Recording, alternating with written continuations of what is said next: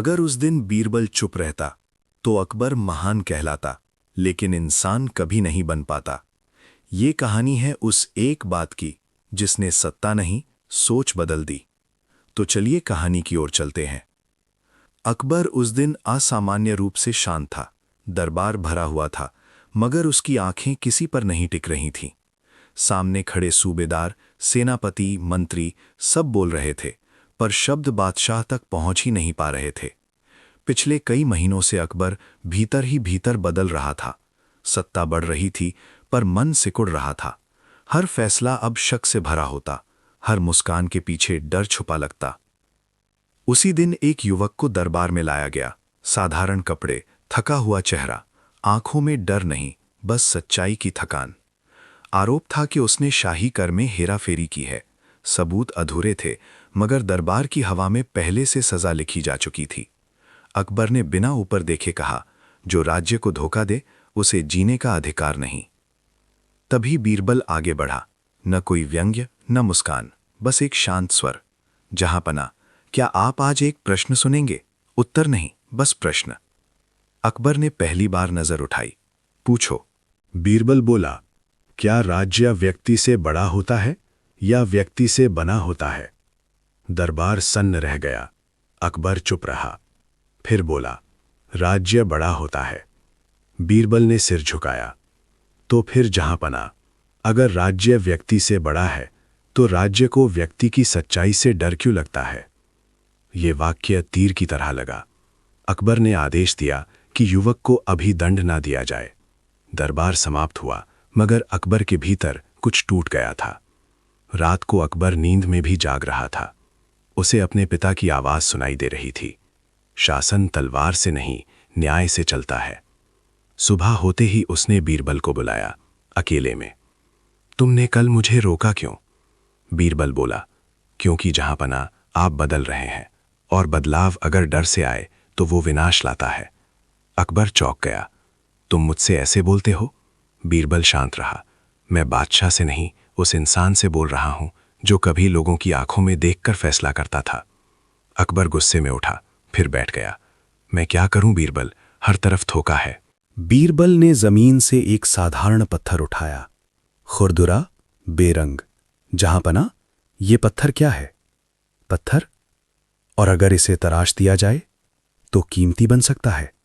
बीरबल ने पत्थर हाथ में रखते हुए कहा, शक उस औजार की तरह है जो हर चीज को काट देता है, चाहे वो सच हो या झूठ। लेकिन भरोसा वो हाथ है जो तराशता है। अकबर देर तक उस पत्थर को देखता रहा। तो क्या मैं गलत हूं? बीरबल ने सिर हिलाया। नहीं, आप थके हुए हैं, और थका हुआ राजा सबसे बड़ा खतरा होता है, खुद के लिए। अकबर की आंखें भर आईं। अगर मैं गलत रास्ते पर चला गया तो? बीरबल बोला, तो इतिहास आपको बादशाह नहीं, चेतावनी बना देगा। उस दिन अकबर ने पहली बार आदेश दिया कि हर अभियुक्त की बात खुद सुनी जाएगी। वही युवक फिर बुलाया गया। उसकी सच्चाई सामने आई। वो निर्दोष था। अकबर ने न सिर्फ उसे मुक्त किया, बल्कि उसका कर भी माफ किया। भीड़ में फुसफुसाहट थी, बादशाह बदल गया है। मगर असली बदलाव उस रात हुआ, जब अकबर ने बीरबल से कहा, अगर कभी मैं फिर अंधा होने लगूं तो मुझे रोकना, चाहे उसकी कीमत तुम्हें क्यों ना चुकानी पड़े। बीरबल मुस्कुराया नहीं। उसने बस कहा, सच्चाई की कीमत हमेशा कोई ना कोई चुकाता है जहांपना। फर्क सिर्फ इतना है कि कुछ लोग उसे देकर अमर हो जाते हैं। उसके बाद अकबर कठोर रहा, मगर निर्दयी नहीं। शक्तिशाली रहा, मगर अंधा नहीं। और हर बार जब उसे गुस्सा आता, वो उस साधारण पत्थर को देखता, जो उसे याद दिलाता था कि राजा बनने से पहले इंसान होना जरूरी है। और यही थी बीरबल की वो एक बात जिसने अकबर को बदल दिया, हमेशा के लिए। अकबर उस रात देर तक जागता रहा। महल की दीवारें शांत थीं, लेकिन उसके भीतर शोर था। वही पत्थर उसकी हथेली में रखा था। वो उसे पलटता रहा, जैसे उसमें कोई उत्तर छिपा हो। पहली बार उसे लगा कि सिंहासन ऊंचाई नहीं, बोझ है। सुबह जब दरबार लगा तो सबने महसूस किया, हवा बदली हुई है। अकबर पहले की तरह ऊंचे स्वर में नहीं बोला। उसने आंख उठाकर हर चेहरे को देखा। मंत्री बोले, सेनापति बोले, लेकिन आज अकबर के प्रश्न अलग थे। क्या तुमने देखा? क्या तुमने सुना? क्या तुमने खुद परखा? जो उत्तर नहीं दे पाए वे चुप हो गए। जो चुप हुए वे पहली बार डर गए, क्योंकि ये डर तलवार का नहीं था, ये डर आईने का था। दिन बीतते गए, राज्य शांत था, पर दरबार के भीतर हलचल थी। अकबर अब हर फैसले से पहले बीरबल को नहीं बुलाता था। वो खुद रुकता था, खुद सोचता था, और यही सबसे बड़ा बदलाव था। एक दिन अकबर ने आदेश दिया कि वो वेश बदलकर शहर देखना चाहता है। बीरबल साथ था, पर इस बार सलाहकार नहीं, सिर्फ साथी। गलियों में लोग बोले, हंसे, शिकायत की।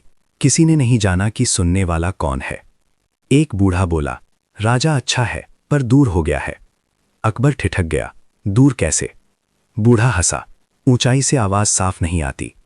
उस रात अकबर ने कुछ नहीं कहा, बस चला गया। लेकिन उसके भीतर कुछ और टूट गया, अहंकार का आखिरी टुकड़ा। धीरे धीरे अकबर ने एक नई प्रथा शुरू की। हर महीने एक ऐसा दिन जब कोई भी व्यक्ति बिना सिफारिश के सामने आ सके। पहले दिन भीड़ कम थी, दूसरे दिन ज्यादा, तीसरे दिन सच उमड़ पड़ा। सच के साथ गुस्सा भी आया।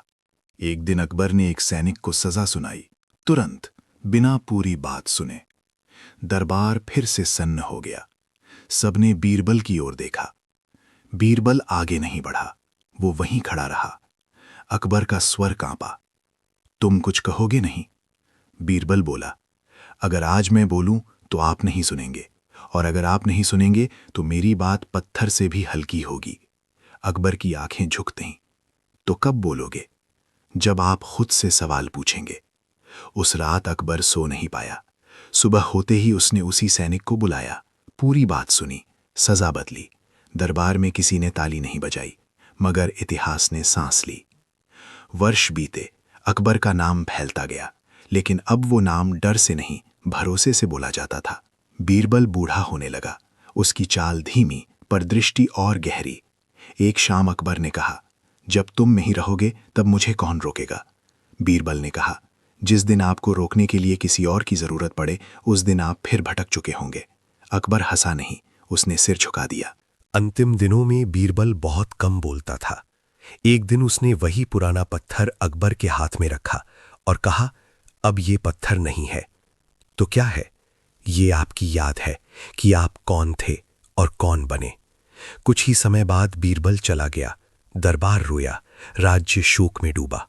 अकबर ने कई दिन तक सिंहासन नहीं संभाला, लेकिन जब वो लौटा तो पहले से अधिक शांत था, पहले से अधिक सजग।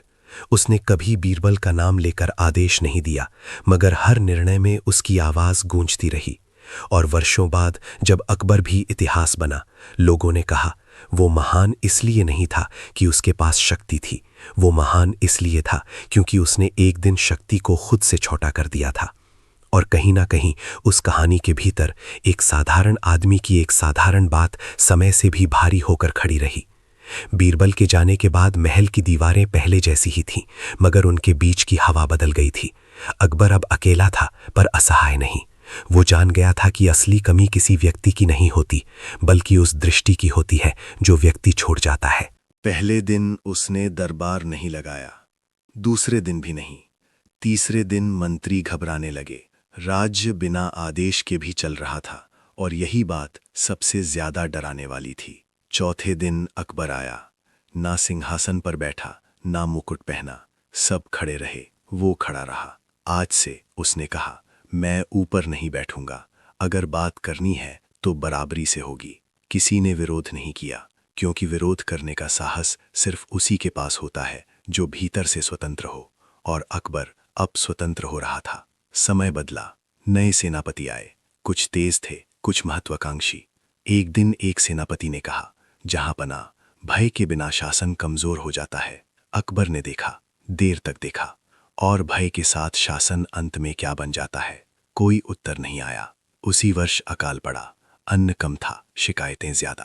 पहली बार ऐसा हुआ कि लोग नारे नहीं लगा रहे थे, वे बस देख रहे थे राजा क्या करता है। अकबर ने भंडार खोल दिए। कुछ मंत्रियों ने विरोध किया, राजकोष खाली हो जाएगा। अकबर बोला, राजकोष फिर भर सकता है, अगर लोग खाली हो गए तो राज्य किस पर चलेगा। उस रात अकबर ने सपने में बीरबल को देखा। वो कुछ नहीं बोल रहा था, बस मुस्कुरा रहा था। अकबर जागा और पहली बार उसे लगा वो सही दिशा में है। वर्षों बाद एक युवक दरबार में आया, तेज नजर, स्पष्ट स्वर। उसने एक नीति का विरोध किया, सीधे, बिना डरे। दरबार में सन्नाटा छा गया। अकबर ने पूछा, डर नहीं लगता? युवक बोला, सच बोलते समय नहीं। अकबर की आंखें भर आईं। उसने धीरे से कहा, कभी यहां एक आदमी था, उसने मुझे यही सिखाया था। उस दिन अकबर ने उस युवक को दंड नहीं दिया, उसे जिम्मेदारी दी। समय एक चक्र है। अकबर अब बूढ़ा हो चला था, हाथ कांपते थे मगर निर्णय स्थिर थे। एक शाम उसने वही पुराना पत्थर फिर हाथ में लिया। अब वो चिकना हो चुका था, बरसों की हथेलियों से। अकबर मुस्कुराया। बीरबल, उसने हवा से कहा, तुमने कहा था कुछ लोग सच्चाई देकर अमर हो जाते हैं। शायद आज मैं समझ पाया हूं। जब अकबर चला गया तो कोई बड़ा युद्ध नहीं हुआ, कोई विद्रोह नहीं उठा। राज्य शोक में झुका मगर टूटा नहीं। लोगों ने कहा, वो बादशाह नहीं था सिर्फ, वो एक सीख था कि शक्ति अगर सुनना सीख ले तो इतिहास सिर झुका देता है। और कहीं किसी अनजान कोने में एक साधारण पत्थर अब भी चुपचाप ये कहानी सुना रहा था, बिना शब्दों के, बिना शोर के, हमेशा के लिए। अकबर के जाने के बाद राज्य में अजीब सी शांति थी। जैसे आंधी गुजर जाने के बाद पेड़ खड़े तो रहते हैं मगर पत्ते कुछ देर तक कांपते रहते हैं। लोग रोजमर्रा के काम कर रहे थे, बाजार खुलते थे, फौजें अपनी जगह थीं, लेकिन हर बातचीत के बीच एक खाली जगह थी। वो जगह जहां कभी अकबर की सांसें चलती थीं। सिंहासन खाली नहीं रहा, उत्तराधिकारी बैठा, मुकुट बदला, आवाज बदली, मगर दीवारों ने सब देख रखा था। नया राजा तेज था, शिक्षित था, मगर भीतर कहीं अधीर था। वो अकबर जैसा बनना चाहता था, बिना वो रास्ता चले जो अकबर को वहां तक लाया था। पहले ही दरबार में उसने आदेश दिए, कई आदेश, तेज, स्पष्ट, कठोर। मंत्री संतुष्ट थे, शासन फिर से मजबूत दिखने लगा। लेकिन जनता चुप थी, डरी हुई नहीं, बस चुप। एक दिन वही युवक जिसे कभी अकबर ने जिम्मेदारी दी थी, दरबार में खड़ा हुआ। अब उसके बालों में सफेदी थी मगर स्वर में वही स्थिरता। उसने धीरे से कहा, हुजूर, लोग सुन नहीं पा रहे। नए राजा ने भौहें चढ़ाईं। क्या? आपकी आवाज बहुत ऊंची है, वो बोला, इतनी ऊंची कि नीचे तक पहुंच ही नहीं रही। दरबार सन, किसी ने सांस नहीं ली। राजा ने उसे दंड नहीं दिया, शायद इसलिए कि उसे अकबर की कहानी याद थी। मगर उस रात वो सो नहीं पाया। उसे बार बार वही बात चुभती रही। ऊंचाई से आवाज साफ नहीं आती। कुछ दिन बाद अकाल की हल्की आहट आई, वैसी नहीं जैसी पहले थी, मगर संकेत साफ थे। नए राजा ने कर बढ़ाने का आदेश दिया। तभी वही वृद्ध फिर सामने आया। अगर आज आपने लोगों को झुकाया, उसने कहा, तो कल इतिहास आपको मोड़ देगा। राजा चिल्लाया नहीं, बस पूछा, तुम इतना निडर क्यों हो? वृद्ध ने उत्तर दिया, क्योंकि मैंने एक राजा को बदलते देखा है। उस रात राजा अकेला बाहर निकला, वही रास्ते, वही गलियां, कोई पहचान नहीं पाया। एक बच्चे को सुना जो कह रहा था, पहले राजा सुनता था, बस इतना। राजा लौट आया। अगली सुबह आदेश बदले गए, कर घटाए गए, भंडार खोले गए। मंत्री चौंके, जनता नहीं। उसने इंतजार किया। समय बीतता गया, राजा सीखता गया, कभी ठोकर से, कभी मौन से, और धीरे धीरे लोग फिर बोलने लगे। शिकायतें लौटीं, हंसी लौटी। एक दिन राजा ने उस वृद्ध से पूछा, क्या मैं सही चल रहा हूं? वृद्ध ने वही पत्थर आगे बढ़ाया जो पीढ़ियों से संभाल कर रखा गया था। जब ये सवाल रोज पूछना बंद कर देंगे, उसने कहा, तब समझिए आप भटक गए। वर्षों बाद जब वो वृद्ध भी चला गया, राजा ने पत्थर को अपने पास रख लिया। उसने उसे किसी स्मारक में नहीं रखा, किसी निशानी में नहीं बदला, बस अपनी मेज पर छोड़ दिया, ताकि हर फैसले से पहले उसकी उंगलियां उसे छू लें, ताकि हर आदेश से पहले उसे याद आ जाए कि ये कहानी किसी एक आदमी की नहीं थी। ये कहानी थी सुनने की, रुकने की और बदल जाने की। और जब लोग आने वाली पीढ़ियों को ये कथा सुनाते, तो वे अकबर का नाम लेते, बीरबल का नाम लेते, लेकिन असल में वे उस एक क्षण की बात करते जब शक्ति ने पहली बार अपने से धीमी आवाज को सुनने का साहस किया था। समय आगे बढ़ता रहा, जैसे नदी चुपचाप किनारों को गढ़ती रहती है। राजा अब अधेड़ हो चला था। उसकी चाल में अकबर की सी स्थिरता आ गई थी, मगर आंखों में अब भी एक तलाश रहती थी। वो तलाश जो हर उस व्यक्ति में होती है जिसने सत्ता को समझा तो है पर अभी पूरी तरह साधा नहीं है। एक दिन राज्य की सीमाओं से खबर आई। विद्रोह नहीं था, युद्ध नहीं था, बस असंतोष था। लोग हथियार नहीं उठा रहे थे, वे सवाल उठा रहे थे। यही सबसे कठिन था। मंत्री घबराए हुए आए। हुजूर, कठोरता जरूरी है। राजा ने खिड़की से बाहर देखा। कठोरता आसान होती है, उसने कहा। कठिन तो ये है कि कोई आपको आईना दिखा दे। उसने आदेश दिया कि विद्रोहियों को नहीं, उनकी बातों को लाया जाए। कागज आए, मांगे, शिकायतें, दर्द। राजा ने रात रात भर पढ़ा। हर पंक्ति के साथ उसे लगा जैसे पत्थर थोड़ा और चिकना हो रहा हो। कुछ दिनों बाद वो स्वयं वहां गया, बिना शोर, बिना घोषणा। एक आदमी ने उसे पहचान लिया, घबरा गया। राजा ने हाथ उठाकर रोका। अगर मैं राजा हूं, उसने कहा, तो आज सिर्फ सुनने आया हूं। लोग बोले, कुछ रोए, कुछ चिल्लाए। राजा ने बीच में टोका नहीं। जब सब थक गए, तब उसने कहा, मैं हर बात पूरी नहीं कर पाऊंगा, पर अब कोई बात अनसुनी नहीं रहेगी। वो लौटा और धीरे धीरे चीजें बदलीं, तेजी से नहीं, स्थायित्व से। लोगों ने पहली बार देखा कि सुधार शोर से नहीं, निरंतरता से आते हैं।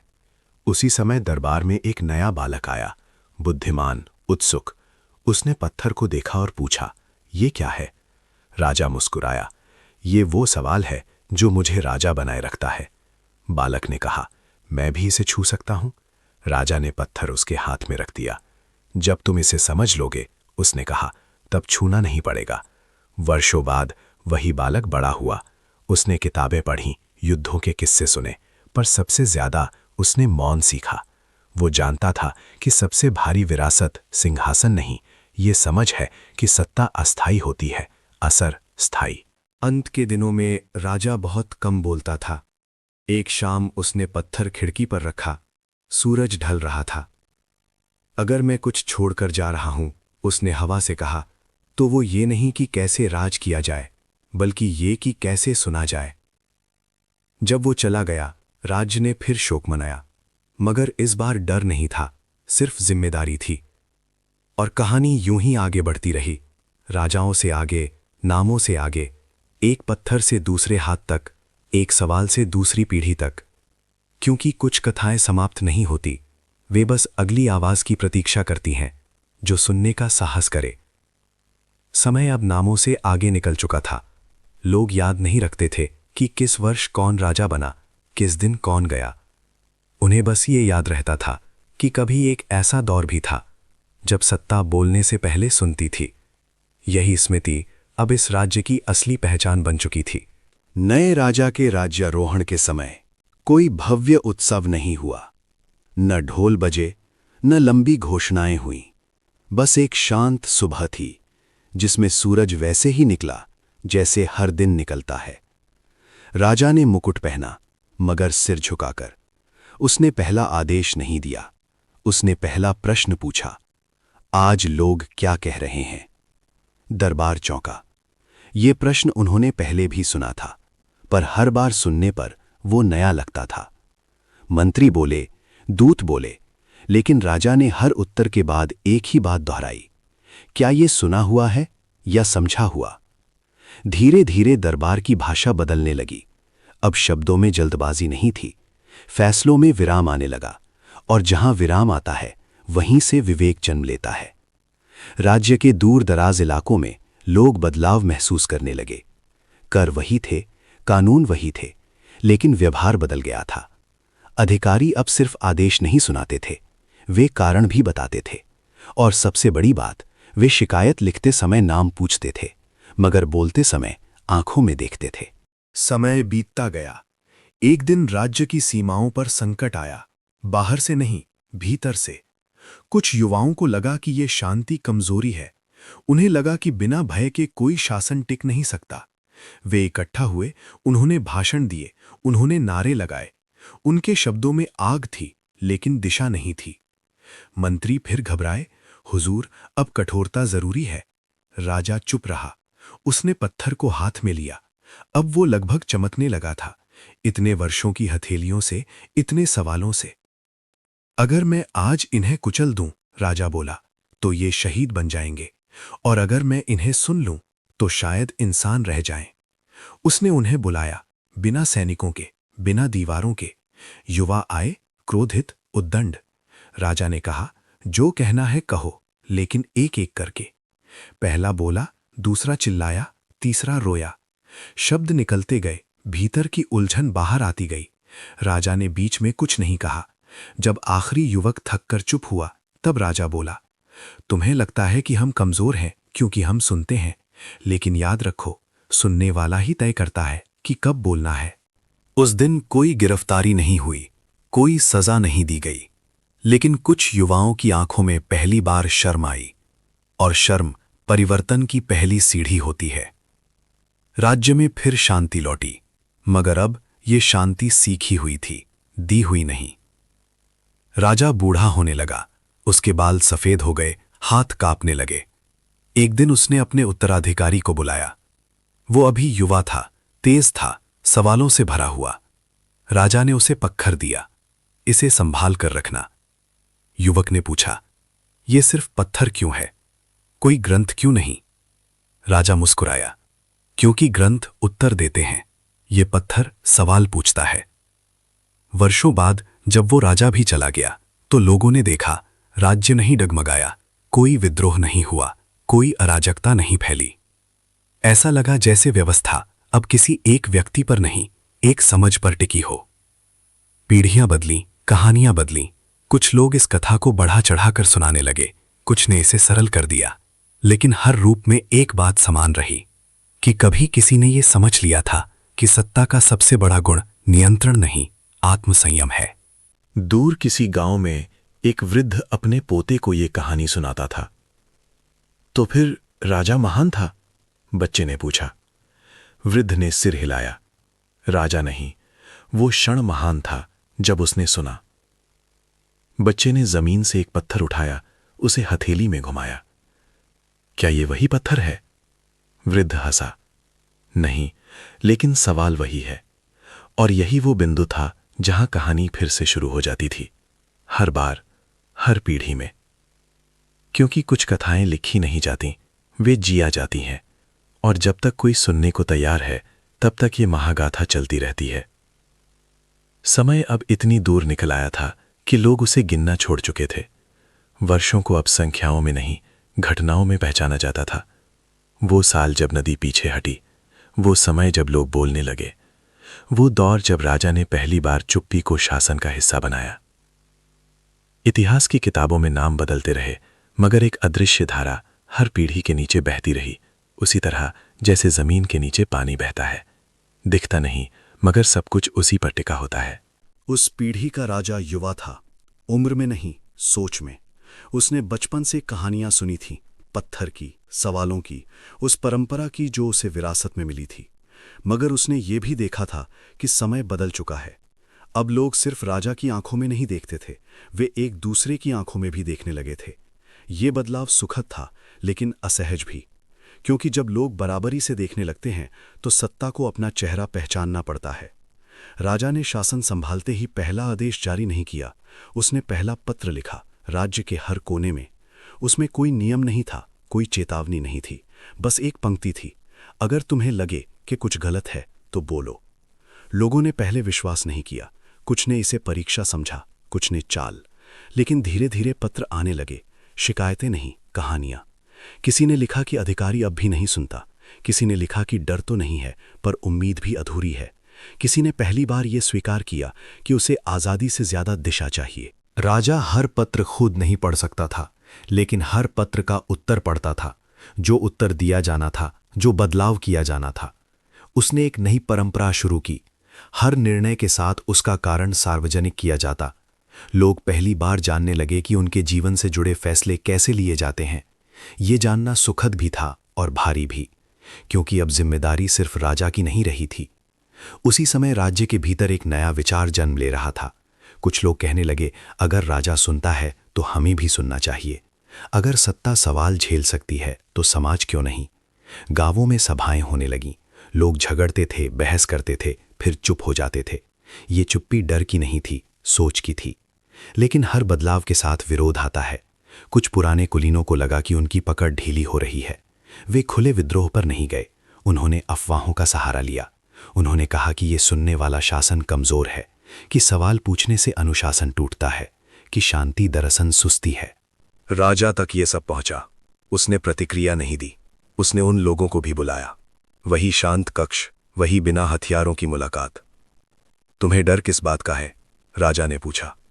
एक ने कहा अराजकता का, दूसरे ने कहा अपमान का, तीसरे ने सच कहा, महत्व खोने का। राजा ने सिर हिलाया। जो महत्व सुनने से खो जाए, उसने कहा, वो कभी महत्व था ही नहीं। कुछ लोग उस दिन टूट गए, कुछ चुप हो गए, कुछ बदल गए। हर कोई नहीं बदलता, इतिहास ये कभी नहीं मांगता, वो बस दिशा बदलता है। समय के साथ ये राज्य एक उदाहरण बनने लगा। बाहर के लोग आते, देखते, समझने की कोशिश करते। वे पूछते, यहां कानून अलग है क्या? लोग कहते नहीं। वे पूछते, तो डर अलग है क्या? लोग कहते नहीं। फिर वे थक कर पूछते, तो फिर अलग क्या है? उत्तर कभी एक जैसा नहीं होता था।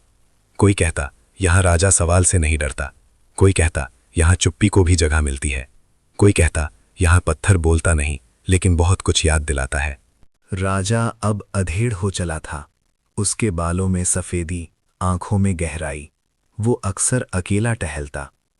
एक दिन उसने एक बच्चे को देखा जो दो अन्य बच्चों से झगड़ रहा था। आवाजें तेज थीं। राजा रोका। उसने पहरेदारों को रोका। वो खुद आगे बढ़ा। क्या हुआ? उसने पूछा। बच्चे चुप हो गए। एक ने कहा, ये सुनता नहीं। दूसरे ने कहा, ये बोलने नहीं देता।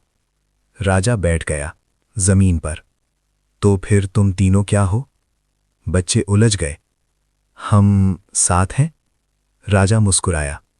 साथ होना सुनने से शुरू होता है। उसने उन्हें कोई सजा नहीं दी, कोई उपदेश नहीं दिया, बस चला गया। बच्चों ने बाद में झगड़ा फिर किया, लेकिन कम देर तक, क्योंकि कुछ बातें तुरंत नहीं बदलती, वे भीतर बैठ जाती हैं। राजा के अंतिम वर्षों में राज्य में कोई बड़ा युद्ध नहीं हुआ, कोई भव्य विजय नहीं। इतिहासकारों को ये दौर उबाऊ लग सकता था, मगर समाज के भीतर गहरी हलचल थी। लोग अपने घरों में, अपने संबंधों में, अपने भीतर सुनना सीख रहे थे। और यही सबसे बड़ा परिवर्तन था। जब राजा ने उत्तराधिकारी को बुलाया तो उसने कोई लंबा भाषण नहीं दिया। उसने बस पत्थर आगे बढ़ाया। इसे रखना, उसने कहा।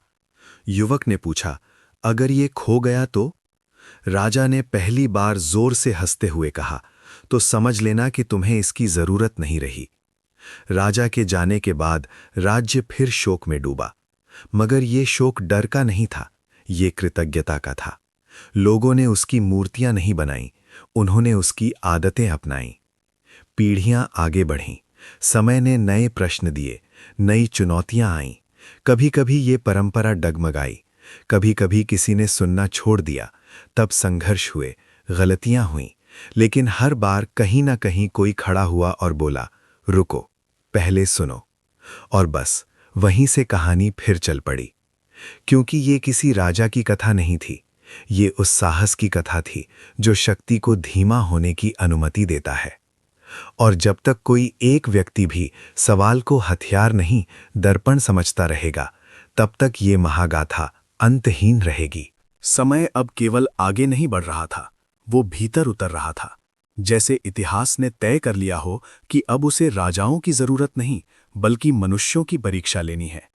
राज्य का नाम लोग अब कम लेते थे, लेकिन उसकी पहचान दूर दूर तक फैल चुकी थी। लोग कहते थे, वहां कोई बड़ा चमत्कार नहीं होता, बस चीजें टूटने से पहले रुक जाती हैं। उस पीढ़ी में सत्ता किसी एक हाथ में नहीं थी, मगर जिम्मेदारी हर हाथ में महसूस होती थी। यही सबसे कठिन अवस्था होती है, जब दोष देने के लिए कोई एक चेहरा ना बचे। लोग अब राजा को नहीं कोसते थे, वे खुद से सवाल करते थे, और ये सवाल आसान नहीं होते थे। एक वर्ष ऐसा आया जब सब कुछ ठीक होते हुए भी बेचैनी थी। न अकाल था, न युद्ध, न विद्रोह, फिर भी हवा भारी थी, जैसे किसी अनकहे सच ने सांस रोक रखी हो। राजा ने ये बेचैनी पहचानी, क्योंकि उसे सिखाया गया था कि संकट हमेशा शोर मचाकर नहीं आता। उसने आदेश नहीं दिया, उसने यात्रा की, अकेले नहीं, लेकिन बिना पहचान के। उसने सुना कि लोग क्या कह रहे हैं जब उन्हें लगता है कि कोई सुन नहीं रहा। उसने सुना कि लोग आज़ादी की बात करते हुए भी डर क्यों जाते हैं। उसने सुना कि बच्चे सवाल पूछते हैं और बड़े उन्हें चुप क्यों करा देते हैं। एक रात वो एक छोटे से घर के बाहर रुका। भीतर एक पिता अपने बेटे से कह रहा था, ज्यादा मत बोलो, सही हो तब भी चुप रहना सीखो। राजा वहीं ठिठक गया। ये वाक्य उसने पहले भी सुना था, बहुत पहले। फर्क बस इतना था कि तब ये सत्ता की भाषा थी, अब ये डर की विरासत बन चुकी थी। अगले दिन राजा ने दरबार नहीं लगाया। उसने शिक्षकों को बुलाया, गुरुओं को, कथावाचकों को। उसने पूछा, हमने लोगों को सुनना तो सिखाया, लेकिन क्या बोलना भी सिखाया? कक्ष में चुप्पी छा गई, क्योंकि ये प्रश्न आसान नहीं था। सुनना सत्ता का गुण बन सकता है, बोलना समाज की जिम्मेदारी। उसी समय राज्य के एक कोने में एक युवा स्त्री लोगों को इकट्ठा कर रही थी। न वो विद्रोही थी, न नेता। वो बस सवाल पूछती थी। और सवालों से लोग डरते हैं, क्योंकि सवालों का जवाब अक्सर भीतर छिपा होता है। उसने कहा, अगर राजा सुन सकता है तो हम एक दूसरे को क्यों नहीं सुन पाते? लोग पहले हंसे, फिर चुप हो गए, फिर सोचने लगे। यही क्रम हमेशा होता है। खबर राजा तक पहुंची। मंत्री घबराए, ये आदत खतरनाक हो सकती है। राजा ने वही पुराना पत्थर उठाया। अब वो सिर्फ स्मृति नहीं था, वो दायित्व था। खतरा तब होता है, राजा बोला, जब सवाल बाहर से आए। भीतर से उठे सवाल सभ्यता बनाते हैं। उसने उस स्त्री को बुलाया, बिना दंड के, बिना मंच के। तुम क्या चाहती हो? राजा ने पूछा। उसने उत्तर नहीं दिया। उसने सवाल किया, आप क्या सुनना चाहते हैं? राजा मुस्कुराया नहीं। वो समझ गया, ये वही क्षण है जहां कहानी अगली करवट लेती है। और वहीं से ये महागाथा राजाओं की कथा से निकलकर समाज की आत्मकथा बनने लगी। राजा उस रात देर तक जागा रहा। उसके सामने कोई युद्ध नहीं था, कोई साजिश नहीं थी। फिर भी उसे लग रहा था जैसे इतिहास ने उसे किसी अदृश्य चौक पर ला खड़ा किया हो, जहां से हर रास्ता अलग दिशा में जाता था और हर दिशा में जोखिम था। वो समझ गया था कि अब चुनौती सत्ता की नहीं है, अब चुनौती आदतों की है। आदतें सबसे गहरी जड़ें जमाती हैं और उन्हें उखाड़ने के लिए तलवार नहीं, समय चाहिए। अगली सुबह राजा ने उस स्त्री को फिर बुलाया। इस बार अकेले नहीं, उसने शिक्षकों को भी बुलाया, कारीगरों को, किसानों को, सैनिकों को, कवियों को। कोई मंच नहीं बनाया गया, कोई ऊंच नीच नहीं थी, सब एक ही धरातल पर बैठे। ये दृश्य अपने आप में असहज था, क्योंकि बराबरी का अभ्यास हमेशा असुविधा से शुरू होता है। राजा ने कुछ नहीं कहा, वो बस बैठा रहा। लोग असमंजस में थे। फिर वही स्त्री उठी। उसकी आवाज में न क्रोध था, न भय। हम बोलना भूल गए हैं, उसने कहा, और सुनना सिर्फ इसलिए सीख रहे हैं ताकि जवाब न देना पड़े। कक्ष में हलचल हुई। कुछ लोग नाराज हुए, कुछ ने सिर झुका लिया। एक बूढ़े कारीगर ने कहा, हमने बहुत समय तक चुप रहकर जीना सीखा है, अब बोलना जोखिम लगता है। राजा ने पहली बार उस दिन बात की। जो जोखिम नहीं उठाता, उसने कहा, वो परंपरा नहीं, बोझ ढोता है। ये वाक्य फैल गया। दरबार से बाहर, गलियों में, घरों में लोग इसे दोहराने लगे। कुछ ने इसे गलत समझा, कुछ ने सही, मगर किसी ने अनसुना नहीं किया। और यही शुरुआत होती है। इसके बाद राज्य में अजीब सी हलचल शुरू हुई। लोग सवाल पूछने लगे, मगर पहले की तरह राजा से नहीं। वे एक दूसरे से पूछने लगे, पति पत्नी से, पिता पुत्र से, गुरु शिष्य से। हर जगह ये सहज नहीं था। कई रिश्ते टूटे, कई झगड़े बढ़े। कुछ ने कहा ये सब सुनने की बीमारी है, कुछ ने कहा ये बोलने की महामारी है। राजा चुप रहा, क्योंकि वो जानता था हर बड़े परिवर्तन का मध्यकाल अशांत होता है। वही समय जब लोग पीछे लौटना चाहते हैं, क्योंकि आगे का रास्ता स्पष्ट नहीं दिखता। एक दिन राजधानी में बड़ा विवाद हुआ। दो समुदाय आमने सामने आ गए। कोई पुराना जख्म फिर से हरा हो गया था। शब्द तेज हो गए थे। मंत्री दौड़े आए, हुजूर अब हस्तक्षेप जरूरी है। राजा वहां पहुंचा, ना सैनिकों के साथ, ना आदेशों के साथ। उसने बस पूछा, तुम लोग किससे लड़ रहे हो? एक बोला अन्याय से, दूसरा बोला अपमान से। राजा ने सिर हिलाया, और क्या तुमने एक दूसरे को सुना? दोनों चुप हो गए। भीड़ भी चुप हो गई। ये चुप्पी भारी थी, क्योंकि इसमें पहली बार हार स्वीकार करने की संभावना थी। राजा ने कोई फैसला नहीं सुनाया। उसने दोनों पक्षों को अलग अलग नहीं, साथ बैठाया। कई घंटे लगे, कई बार लोग उठकर जाने लगे, लेकिन हर बार कोई ना कोई बोला, रुको, अभी पूरी बात नहीं हुई। जब रात हुई तो झगड़ा समाप्त नहीं हुआ था, मगर हिंसा भी नहीं हुई थी। और कभी कभी यही सबसे बड़ी जीत होती है कि खून नहीं बहा। उस रात राजा ने पत्थर को हाथ में लिया। उसे लगा कि पत्थर अब भारी नहीं रहा। वो समझ गया था, परंपरा अब वस्तु नहीं, प्रक्रिया बन चुकी थी। अब ये किसी एक राजा के हाथ में नहीं थी। समय बीतने लगा।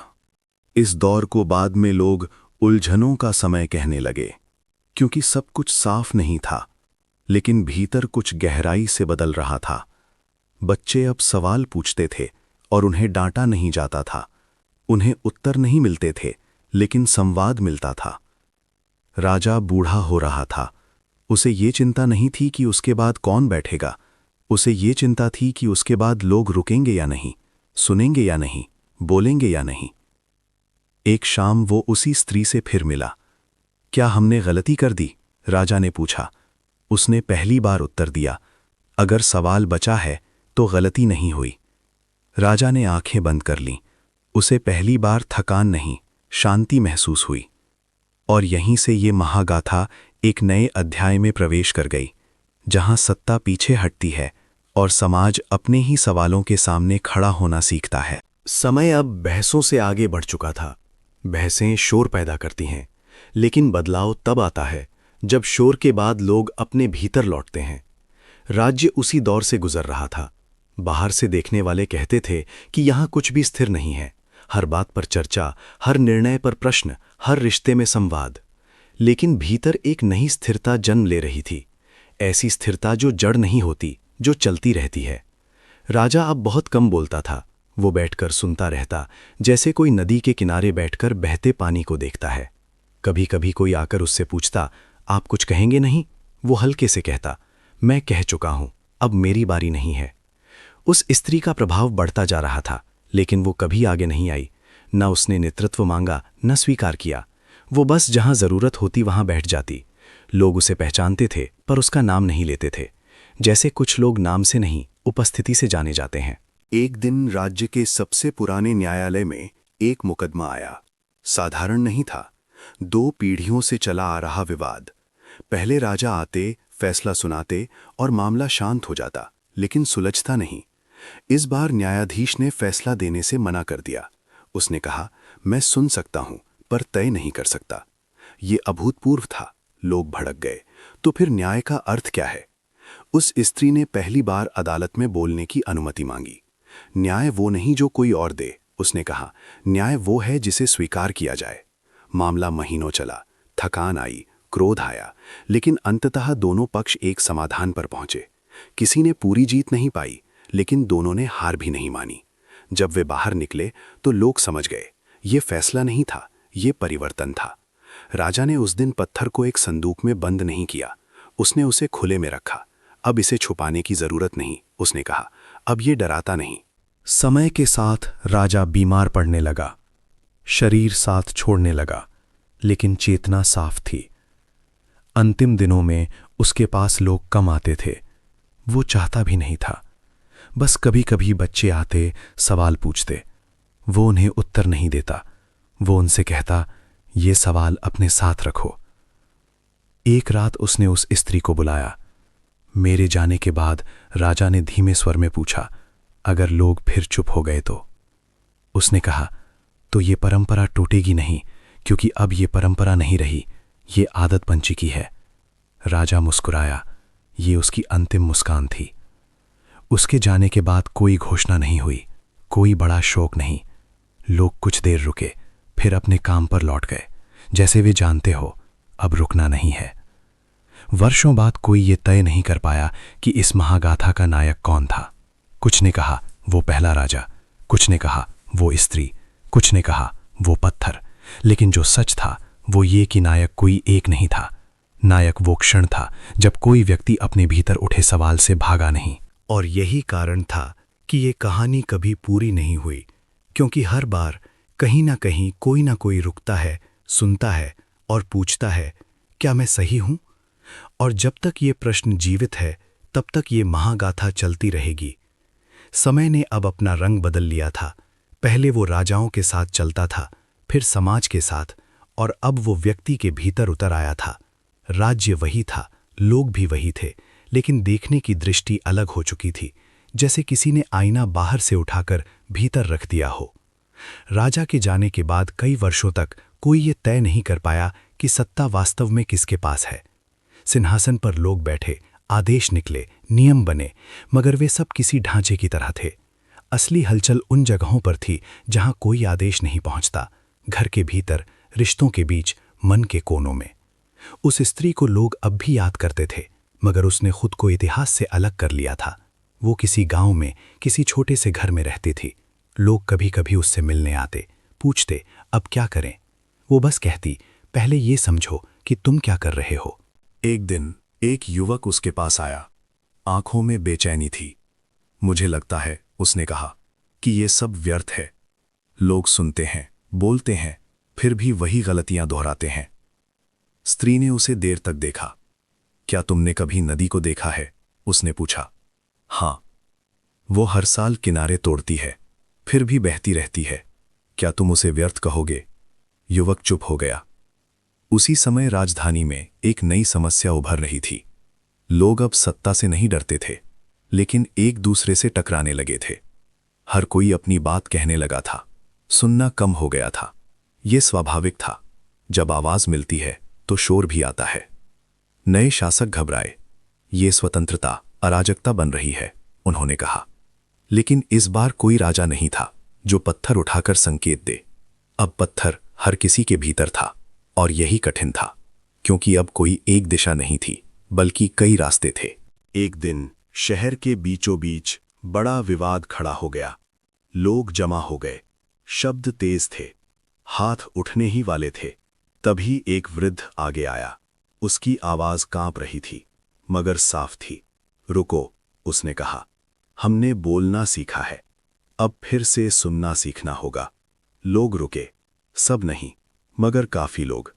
और कभी कभी काफी होना ही पर्याप्त होता है। उस दिन कोई जीत नहीं हुई, कोई हार नहीं हुई, लेकिन एक बात साफ हो गई। ये व्यवस्था अब अपने आप चल रही थी, गिरती, संभलती, फिर चलती। वर्ष बीतते गए, कहानियां बदलती रहीं। कुछ लोग इस परंपरा को बोझ समझने लगे, कुछ ने इसे आदर्श बना लिया, कुछ ने इसका दुरुपयोग किया। लेकिन हर बार जब ये परंपरा टूटने लगती, कहीं ना कहीं कोई सवाल उठ खड़ा होता।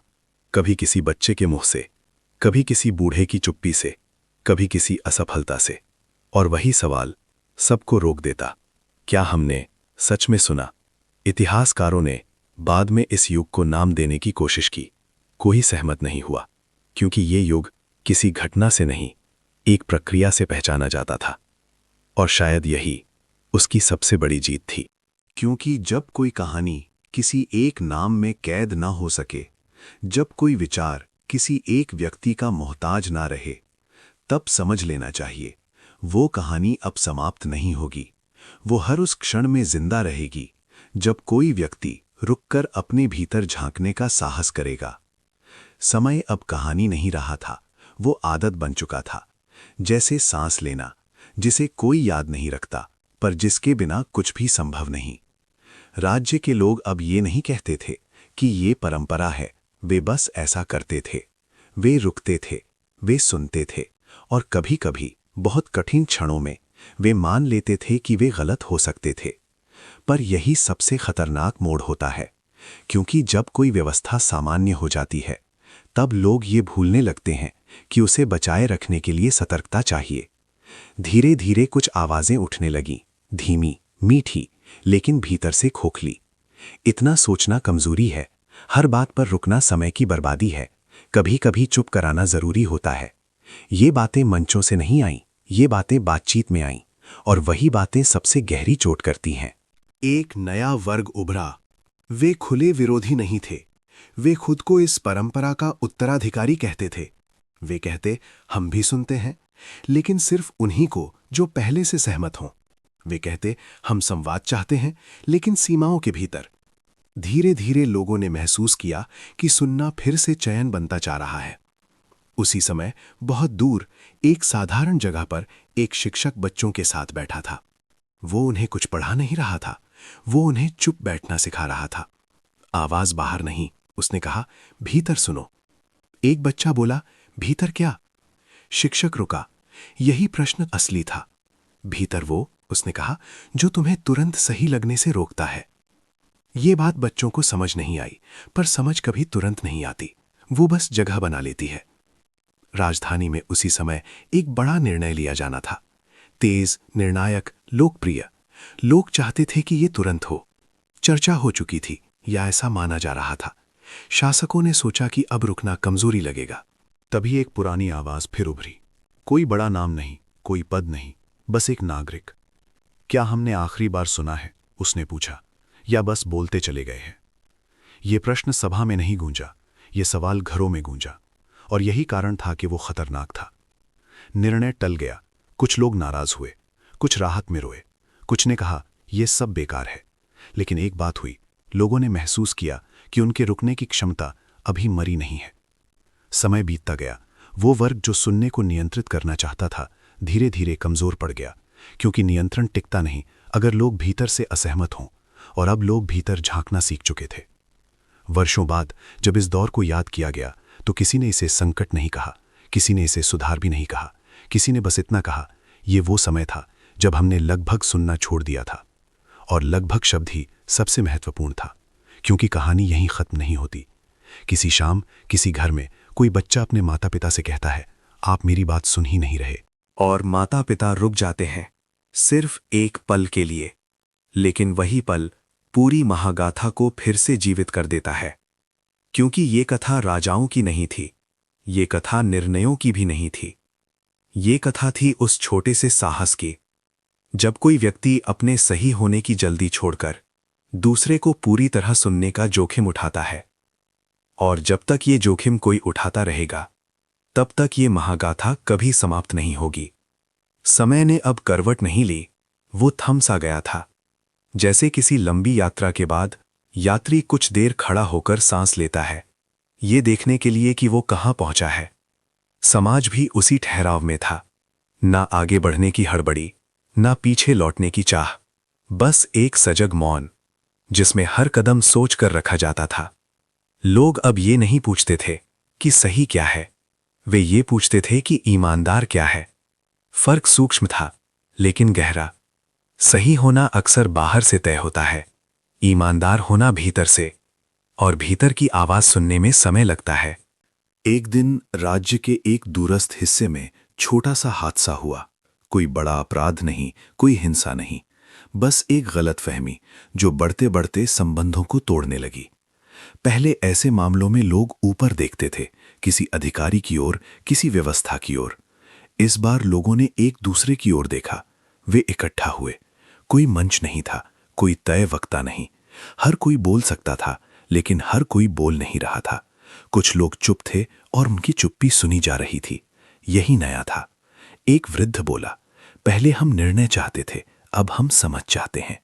किसी ने उसका विरोध नहीं किया, क्योंकि विरोध करने के लिए पहले उसे गलत ठहराना पड़ता, और कोई भी अब उतना जल्दी नहीं था। इस बीच इतिहास लिखने वाले परेशान थे। उन्हें तिथियां चाहिए थीं, घटनाएं चाहिए थीं, नायक चाहिए थे। यहां कुछ भी स्पष्ट नहीं था। वे पूछते, इस युग की सबसे बड़ी घटना क्या थी? उत्तर मिलता, कोई एक नहीं। वे पूछते, सबसे बड़ा व्यक्ति कौन था? उत्तर मिलता, शायद कोई नहीं। और यही बात उन्हें असहज करती थी। समय के साथ कुछ लोगों ने इस परंपरा से थकान महसूस करनी शुरू कर दी। हर बार रुकना, हर बार सुनना, हर बार खुद से सवाल करना, ये आसान नहीं था। कुछ ने कहा, कभी कभी सरल होना चाहिए। उत्तर आया, सरल होना और सरल बना देना अलग बातें हैं। एक शिक्षक ने अपने छात्रों से पूछा, अगर तुम्हें पूरा अधिकार मिल जाए तो सबसे पहले क्या करोगे? एक ने कहा, सब ठीक कर दूंगा। दूसरे ने कहा, गलत को हटा दूंगा। एक बच्चा देर तक चुप रहा। मैं पहले सुनूंगा, उसने कहा, क्योंकि शायद सबको ठीक करने की जरूरत नहीं। शिक्षक ने कुछ नहीं कहा। उसे पता था ये उत्तर किताबों में नहीं मिलता। धीरे धीरे ये समझ पुख्ता होने लगी कि ये व्यवस्था किसी पूर्णता की ओर नहीं जा रही। ये कोई आदर्श राज्य नहीं बना रही थी। ये बस गलतियों के साथ जीना सिखा रही थी, और उनसे भागने नहीं दे रही थी। एक शाम किसी ने कहा, तो क्या हम कभी सही नहीं होंगे? किसी ने उत्तर दिया, शायद नहीं, लेकिन हम ईमानदार रह सकते हैं। और ये उत्तर भारी था, क्योंकि ईमानदारी सुविधा नहीं देती, वो आईना देती है, और आईने में देखना हर दिन संभव नहीं होता। समय आगे बढ़ता रहा। बच्चे बड़े हुए, बूढ़े चले गए। नई पीढ़ी ने पुरानी कहानियां सुनी, लेकिन उन्हें वैसे नहीं दोहराया। उन्होंने उन्हें अपने समय के अनुसार तोड़ा, बदला, फिर जोड़ा। और यही इस महागाथा की सबसे गहरी परत थी कि ये किसी निष्कर्ष पर नहीं पहुंची। ये सवालों के साथ चलती रही, संदेह के साथ सांस लेती रही, और हर उस क्षण में जीवित रही जब किसी ने कहा, रुको, मुझे समझने दो। क्योंकि शायद यही वो जगह थी जहां सभ्यता शुरू नहीं होती, लेकिन खुद को खोने से बचाए रखती है।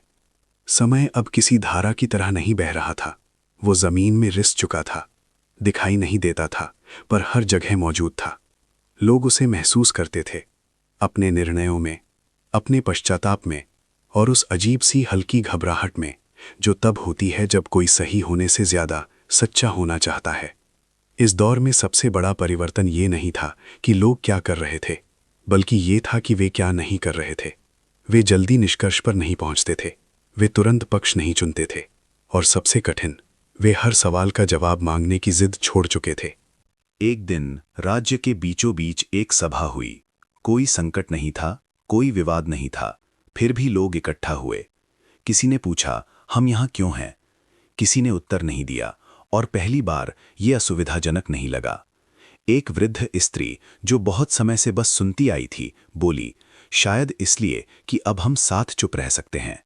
ये वाक्य किसी घोषणा जैसा नहीं था, ये स्वीकार जैसा था, और स्वीकार में शक्ति होती है। समय के साथ कुछ लोग इस मौन से डरने लगे। उन्हें लगता था कि बिना दिशा के सब बिखर जाएगा। वे चाहते थे कि कोई आगे आए, कोई नाम ले, कोई नेतृत्व करे, लेकिन हर बार जब ऐसा होने लगता, लोग सहज ही पीछे हट जाते, जैसे उन्हें याद हो, हमने ये रास्ता पहले भी देखा है। इस बीच बच्चे बड़े हो रहे थे। उन्होंने वो समय नहीं देखा था जब राजा निर्णय देता था या जब पत्थर एक प्रतीक था। उनके लिए ये सब स्वाभाविक था कि बात कही जाती है, सुनी जाती है, और फिर भी सब तय नहीं होता। वे इसे कमजोरी नहीं मानते थे, वे इसे जीवन मानते थे। एक किशोर ने अपने शिक्षक से पूछा, अगर सब कुछ खुला है तो भरोसा कैसे करें? शिक्षक ने देर तक कुछ नहीं कहा। भरोसा किसी उत्तर पर नहीं होता, उसने कहा। भरोसा इस पर होता है कि जब उत्तर बदलेगा तब भी हम भागेंगे नहीं। ये बात कक्षा से बाहर चली गई, घरों में पहुंची, बहसों में आई। कुछ ने इसका मजाक उड़ाया, कुछ ने इसे पकड़ लिया। उसी समय कहीं दूर एक छोटा सा समूह बना। वे खुद को न सुधारक कहते थे, न रक्षक। वे बस ये मानते थे कि अब बहुत हो गया है, बहुत सुनना, बहुत रुकना। वे चाहते थे कि चीजें फिर से सरल हों, नियम साफ हों, सीमाएं खिंची हों। वे आक्रामक नहीं थे, वे विनम्र थे, और यही उन्हें खतरनाक बनाता था। उन्होंने कहा, हम बस व्यवस्था चाहते हैं। लोग रुके। ये वाक्य उन्होंने पहले भी सुना था। फर्क ये था कि इस बार वे जानते थे, व्यवस्था और समझ में फर्क होता है। एक खुली बैठक हुई, वही समूह, वही आम लोग, कोई मंच नहीं, कोई सुरक्षा नहीं, बस लोग। समूह का एक सदस्य बोला, आप सब थक चुके हैं, हम आपको आराम देना चाहते हैं। भीड़ में से एक आवाज आई, आराम या निर्देश? वो क्षण निर्णायक था, क्योंकि पहली बार लोग पहचान पा रहे थे कब कोई उनके लिए सोचने आ रहा है। बैठक देर तक चली, कोई स्पष्ट परिणाम नहीं निकला, लेकिन जब लोग उठे तो एक बात साफ थी, अब वे शब्दों को सिर्फ सुनते नहीं थे, तौलते थे। रात को बहुत से लोग सो नहीं पाए। उन्हें लगा जैसे वे किसी किनारे पर खड़े हों। पीछे थकान थी, आगे अनिश्चितता, और कोई पुल नहीं। लेकिन सुबह आई, और उसके साथ वही साधारण काम, वही जीवन और वही अभ्यास, रुकना, सुनना, पूछना। इतिहासकारों ने बाद में लिखा कि ये वो समय था जब सभ्यता ने कोई नया नियम नहीं बनाया, कोई नया झंडा नहीं उठाया, कोई नया नायक नहीं चुना। उसने बस ये तय किया कि वो डर के नाम पर अपनी समझ किसी और को सौंपेगी नहीं। और शायद यही सबसे कठिन निर्णय होता है, क्योंकि इसके बाद कोई बहाना नहीं बचता। समय अब निर्णयों से नहीं, परिणामों से पहचाना जाने लगा था। कोई ये नहीं पूछता था कि किसने क्या कहा, लोग ये देखते थे कि उसके बाद क्या बदला। ये बदलाव शोर में नहीं दिखता था, वो आदतों में उतरता था। बातचीत थोड़ी धीमी हो गई थी, लेकिन गहरी। असहमति तेज नहीं थी, लेकिन टिकाऊ। उस छोटे समूह की बात पूरी तरह खत्म नहीं हुई थी। वे बिखरे नहीं थे, पर बढ़े भी नहीं। वे बीच में अटके रहे, ठीक वैसे ही जैसे हर वो विचार अटकता है जो लोगों की चेतना से टकराकर अपनी सीमा पहचान लेता है। कुछ लोग अब भी उनकी ओर देखते थे, खासकर वे जो थक चुके थे। थकान सबसे बड़ा प्रलोभन होती है। एक दिन उन्हीं में से एक व्यक्ति उस वृद्ध स्त्री के पास पहुंचा जो वर्षों से बस सुनती आ रही थी। आप लोग हमेशा सवाल क्यों छोड़ देते हैं? उसने पूछा। कभी कोई साफ उत्तर क्यों नहीं देते? स्त्री ने पहली बार लंबी सांस ली। क्योंकि साफ उत्तर अक्सर दूसरों को चुप कराने के लिए दिए जाते हैं, उसने कहा, और हमें अब चुप्पी से डर नहीं लगता। वे व्यक्ति कुछ कहना चाहता था, फिर रुक गया। ये रुकना हार नहीं था, ये थकान से उपजा विराम था, और विराम कभी कभी सबसे ईमानदार प्रतिक्रिया होती है। इसी बीच राज्य में एक नई पीढ़ी सक्रिय हो रही थी। उन्होंने पुराने संघर्ष नहीं देखे थे, लेकिन उनके भीतर नई बेचैनियां थी। वे पूछते थे, अगर सब कुछ खुला है तो दिशा कहाँ है? अगर हर बात पर प्रश्न है तो विश्वास किस पर करें? उनमें से एक युवक ने एक सार्वजनिक चर्चा में कहा, हम लगातार रुकते रहते हैं, लेकिन क्या कभी चलेंगे भी? उसके सामने बैठे एक अधेड़ व्यक्ति ने कहा, चलना बंद नहीं हुआ है, बस दौड़ना बंद हुआ है। ये उत्तर ताली नहीं लाया, लेकिन कई लोग उसे घर ले गए। धीरे धीरे ये समझ गहराने लगी कि ये समाज किसी समाधान की ओर नहीं बढ़ रहा था, ये किसी संतुलन में रहना सीख रहा था। एक ऐसा संतुलन जो स्थिर नहीं, सजीव होता है, कभी एक तरफ झुकता, कभी दूसरी, लेकिन टूटता नहीं। एक रात तेज बारिश हुई, नदी उफन पड़ी, कुछ घरों को नुकसान पहुंचा। लोग इकट्ठा हुए, पहले जैसे आदेश नहीं आए, कोई ये नहीं बोला कि क्या करना है, लेकिन लोग खुद बट गए। कोई बच्चों को निकाल रहा था, कोई रास्ते साफ कर रहा था, कोई बस साथ खड़ा था। एक व्यक्ति ने कहा, अगर ये सब पहले हुआ होता तो हम पहले किसी का इंतजार करते। दूसरे ने उत्तर दिया, शायद यही फर्क है। उस रात कोई भाषण नहीं हुआ, कोई घोषणा नहीं, बस काम हुआ, और काम के बाद थकान के साथ एक अजीब सी शांति।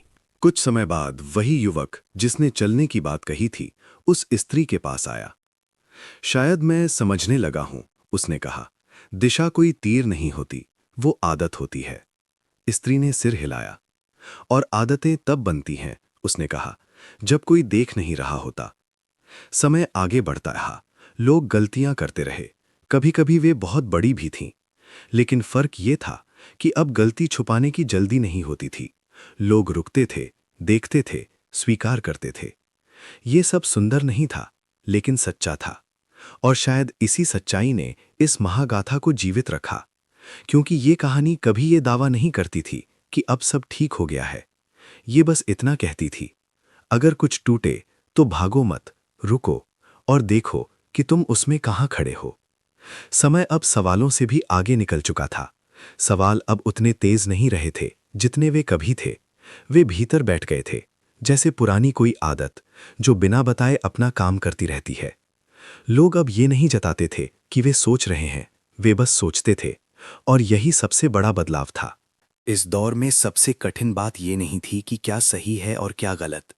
सबसे कठिन बात ये थी कि कोई ये दावा नहीं कर सकता था कि वो पूरी तरह सही है। ये बात पहले डर पैदा करती थी, अब ये विनम्रता पैदा करने लगी थी। एक दिन एक बड़ा निर्माण शुरू होना था। सड़क, भवन, सुविधा, सब कुछ तय था। योजना पूरी थी, धन उपलब्ध था, बस एक औपचारिक स्वीकृति बाकी थी। पहले ऐसे मौकों पर उत्सव होता था, इस बार लोग चुप थे। किसी ने पूछा, क्या किसी को कोई आपत्ति है? कई लोग थे जिन्हें आपत्ति थी, लेकिन उन्होंने तुरंत हाथ नहीं उठाया। वे पहले ये देखना चाहते थे कि उनकी आपत्ति सच में जरूरी है या सिर्फ असुविधा। ये ठहराव नया था, खतरनाक भी, क्योंकि इससे चीजें देर से होती थीं, लेकिन इससे गलतियां कम होती थीं। आखिर एक व्यक्ति बोला, मुझे डर है कि हम ये सब इसीलिए कर रहे हैं क्योंकि हम कर सकते हैं। वाक्य छोटा था लेकिन भारी। कुछ लोग नाराज हुए, तो क्या कुछ भी ना करें? उत्तर आया, करें, लेकिन पहले ये जान ले कि क्यों।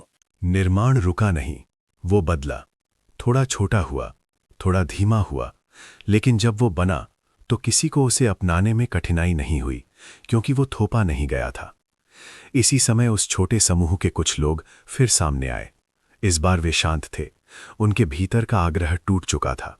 उनमें से एक ने सार्वजनिक रूप से कहा, हमने व्यवस्था मांगी थी क्योंकि हम डर गए थे। ये स्वीकार आसान नहीं था। लोग हंसे नहीं, किसी ने ताली नहीं बजाई, बस कुछ लोगों ने सिर झुका लिया, क्योंकि डर को पहचान लेना उससे मुक्त होने की पहली सीढ़ी होती है। समाज अब धीरे धीरे थकान से उभर रहा था, वो थकान जो हर पीढ़ी को तब घेर लेती है जब वो समझती है कि उसे हर उत्तर खुद ढूंढना होगा। अब लोग ये भी समझने लगे थे कि कुछ प्रश्नों को साझा किया जा सकता है, अकेले उठाने की जरूरत नहीं। एक वृद्ध ने अपने अंतिम दिनों में कहा, पहले हमें लगता था कि सुनना कमजोरी है, फिर लगा कि बोलना ताकत है, अब समझ आया है साथ रहना ही असली शक्ति है। ये बात कहीं लिखी नहीं गई, लेकिन कई लोगों ने इसे अपने भीतर लिख लिया। बच्चे अब अलग तरह से बड़े हो रहे थे। वे आदेशों से नहीं डरते थे, लेकिन अपेक्षाओं से सजग थे। वे जानते थे कि उनसे सुना जाना उम्मीद नहीं, जिम्मेदारी है। वे जानते थे कि बोलना अधिकार है, पर सुनना कर्तव्य।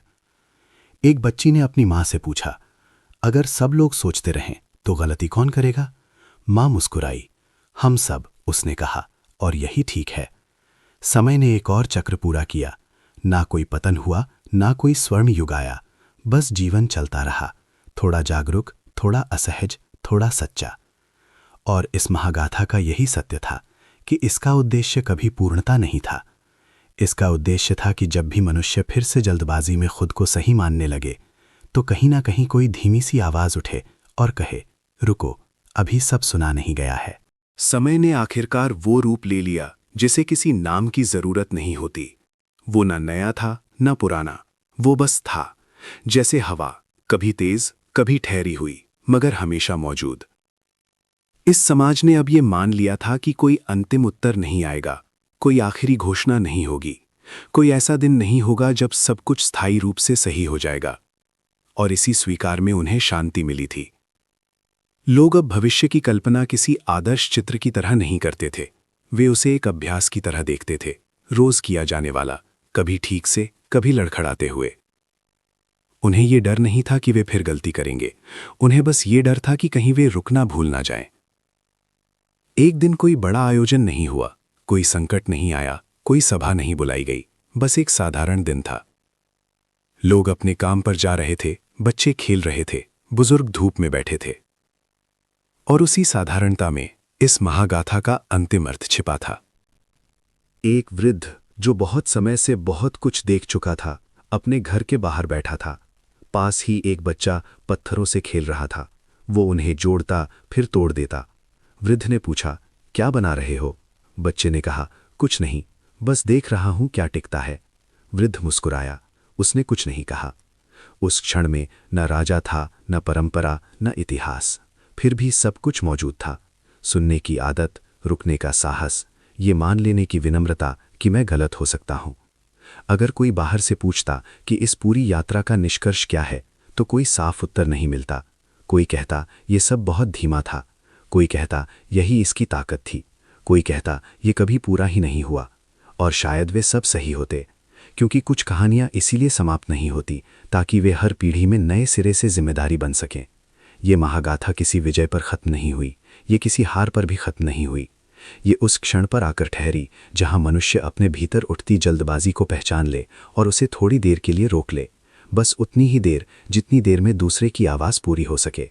और जब भी कहीं भी कोई व्यक्ति इस छोटे से काम को फिर से कर लेता है, ये कथा वहां से फिर शुरू हो जाती है। अगर ये कहानी आपको सोचने पर मजबूर कर दे तो वीडियो को लाइक करें। और अगर आप ऐसी कहानियां चाहते हैं जो इतिहास नहीं इंसान बदलती हैं, तो चैनल को सब्सक्राइब